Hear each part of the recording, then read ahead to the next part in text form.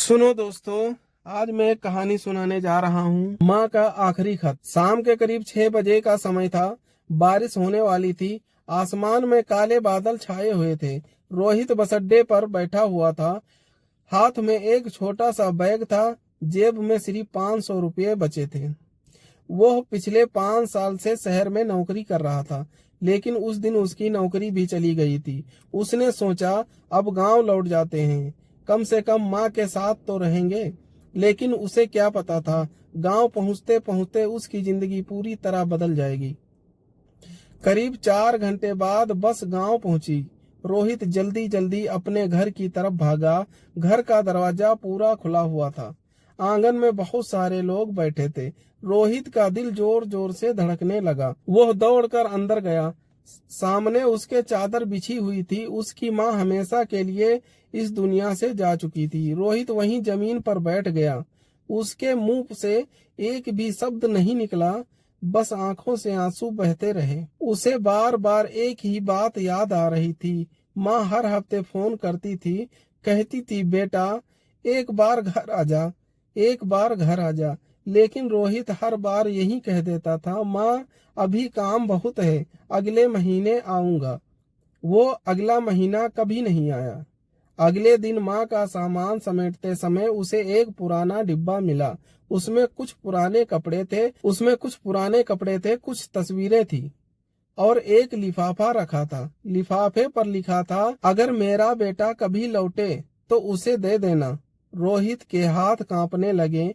उसने धीरे से खत खोला। उसमें लिखा था, बेटा रोहित, अगर तू ये खत पढ़ रहा है तो शायद मैं इस दुनिया में नहीं हूँ। मुझे तेरे से कोई शिकायत नहीं है। मुझे पता है तू हमारे लिए ही मेहनत कर रहा था। बस एक बात का दुख रहा, आखिरी बार तुझे देख नहीं पाई।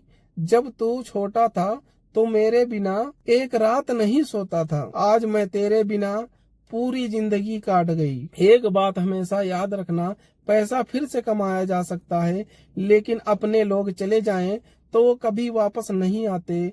खुश रहना बेटा, यही मेरी आखिरी दुआ है। खत पढ़ते पढ़ते रोहित जोर जोर से रोने लगा। पूरा घर उसकी आवाज से, गूंज से भर गया। कुछ दिन बाद उसने शहर की नौकरी छोड़ दी। गांव में ही छोटा सा काम शुरू किया। कम कमाई होती थी, लेकिन अब हर शाम वो अपने पिता के साथ बैठकर खाना खाता था। उसे अब समझ आ गया था, घर से बड़ा कोई ठिकाना नहीं होता और माँ से बड़ी कोई दौलत नहीं होती। आज भी जब बारिश होती है, रोहित उस खत को निकाल कर पढ़ता है।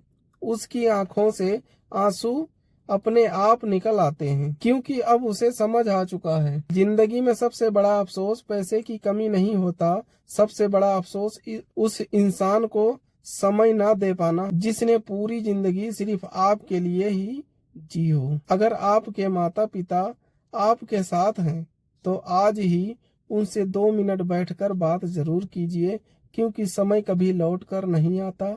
ये बात याद रखना। आप लोगों को अगर ये वीडियो अच्छी लगी हो तो प्लीज़ लाइक ज़रूर करें। अपने माता पिता, अपने भाई दोस्तों के साथ ये वीडियो शेयर ज़रूर करें। थैंक यू मेरे दोस्तों, मिलेंगे अगले वीडियो में।